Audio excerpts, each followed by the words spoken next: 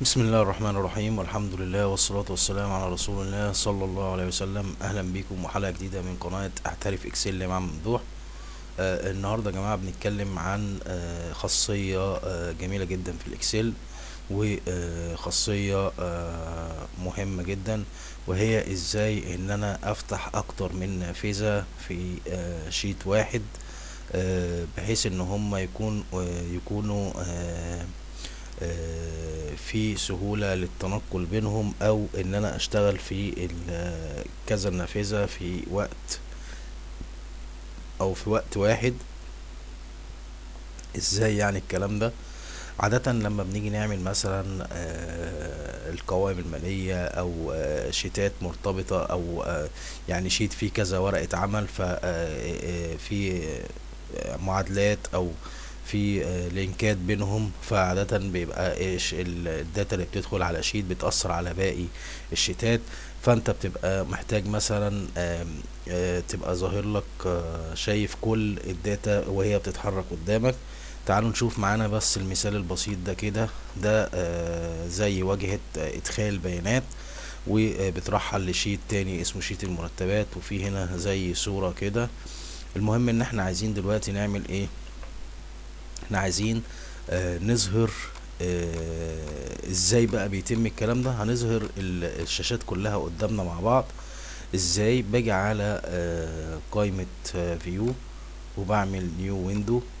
انا دلوقتي عندي 3 شيتات، فهعمل كمان واحدة. فهنا كده اروح عامل واجي على arrange all.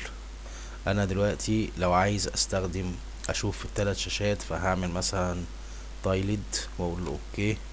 ظهر لي ال3 شاشات كده. دي المفردات المرتب، وده الشيت بتاع المرتب، ودي الصورة اللي انا بتكلم فيه. فهاجي هنا مثلا، لو جيت هنا كده ورحت منزل اعمل كده، اعمل مثلا 61 اسم الموظف. بصوا يا جماعة اللي بيحصل: محمد خالد، الوظيفة مدير مالي، الإدارة المالية، والراتب 10,000. حصة الموظف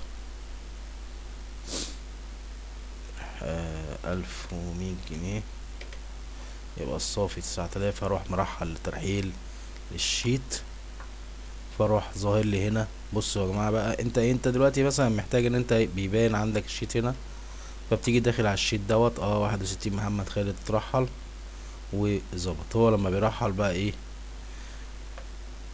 ده طريقة عرض. ممكن تعرضها مثلا هوريزونتالي، يعني بالرأسي، هتلاقي التلاتة ايه فوق بعض كده. تمام. بس هو تقريبا الافق ايه يعني بالطريقة اللي احنا التايلاند دي احسن.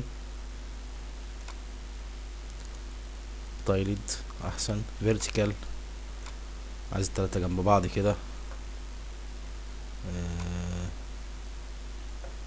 دي كده عايزهم بقى تحت بعض كده، تجيبهم تحت بعض كده. بس طبعا افضل حاجة اعتقد يعني الفيرتيكال او التايلت. يعني الفيرتيكال، بص، 3 قصاد بعض كده شكلها كده ايه احسن. عايز تعملها تايلت كده، يبقى التلاتة ايه جنب بعض. بس هو ده كان موضوع حلقتنا النهارده. دي خاصية جديدة من خصائص الاكسل، ممكن تفيدك لو انت مثلا، يعني هي مثلا ممكن تفيدك في موضوع القوائم المالية. لما بتيجي تعمل يومية عامة، فبترحل لميزان مراجعة، وميزان مراجعة بيسمع في قائمة الدخل والميزانية والكلام ده، فكله بيبقى ايه باين قدامك الموضوع بيسمع ازاي.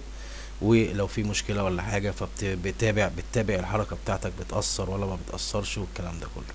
وده كان موضوع حلقتنا النهارده، ويا رب يكون الفيديو عجبكم. لو انت بتتفرج عليا اول مره، فمتنساش تشترك في القناه، وفضلا وليس امرا ما تنسوش اللايك والشير وتفعيل الجرس عشان يوصلكم كل جديد.